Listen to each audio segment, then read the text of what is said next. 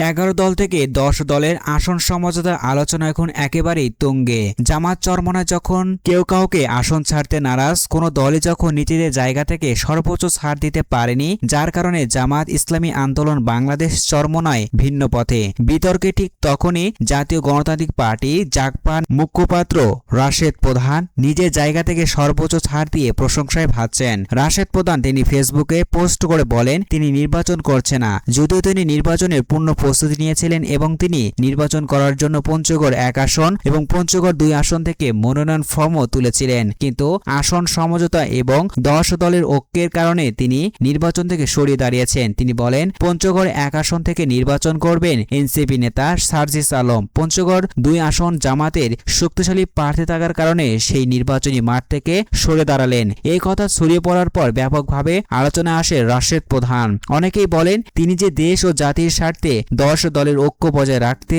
তার এই সিদ্ধান্ত সত্যি প্রশংসিত। কেউ বলেছে এমন লোকই তো দরকার যে বৃহত্তর স্বার্থে নিজের আসন ছেড়ে দেয়। যদি রাশেদ প্রধানের মতো ঐক্যের স্বার্থে জামাত চরমনায় এমন ছাড় দিত তবে হয়তো 11 দলে আসন সমঝোতা হতো। বিশ্লেষকরা বলছে আজ রাশেদ প্রধান চোখে আঙ্গুল দিয়ে দেখিয়ে দিল বৃহত্তর স্বার্থে কিভাবে সর্বোচ্চ ছাড় দিতে হয়। একজন ফেসবুকে পোস্ট করে লিখেছেন, সত্যি যে আপনি সেরা তার বাস্তব প্রমাণ আজকে দিলেন। দেশের স্বার্থে ঐক্যের স্বার্থে মানুষ এত বড় স্যাক্রিফাইস করতে পারে তার প্রমাণ আপনি দিলেন। ক্ষমতায় গেলেই মানুষ লিডার হয় না, লিডার হইতে গেলে আপনার মতো আদর্শর দরকার। জাতীয় গণতান্ত্রিক পার্টি জাগপা মুখপাত্র রাশেদ প্রধান বলেন, যদিও আমি নির্বাচন করব না, তবে জামাত সহ 10 দলীয় জোটের নির্বাচনী প্রচারণা ও গণভোটে প্রচারণায় আমি অংশগ্রহণ করব এবং সক্রিয়ভাবে কাজ করার চেষ্টা করব।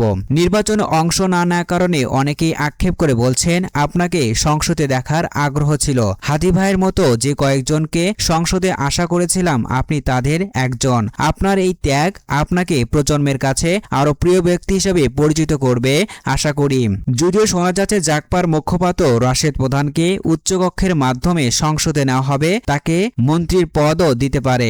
সম্মানিত দর্শক শ্রোতা, আপনারা বলেন জাগপার মুখপাত্র রাশেদ প্রধান যে ত্যাগের স্বীকার করলেন তা কি সত্যি 10 দল এই ত্যাগের দাম দিতে পারবে? তার এই ত্যাগ আপনার কাছে কি মনে হয়েছে?